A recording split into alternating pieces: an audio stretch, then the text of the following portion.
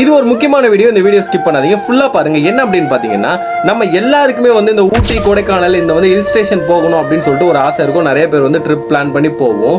இதுல ஒரு முக்கியமான விஷயம் என்ன அப்படின்னு பாத்தீங்கன்னா, சில பேர் தங்களுடைய சொந்த கார்ல போவீங்க.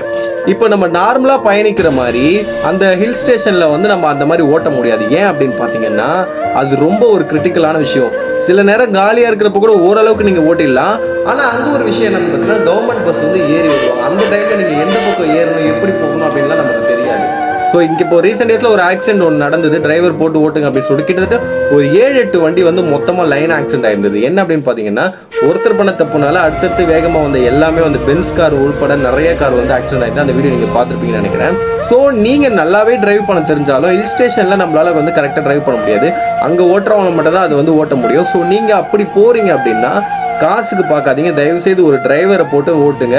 உங்களோட உயிருக்காக நான் சொல்கிறேன்.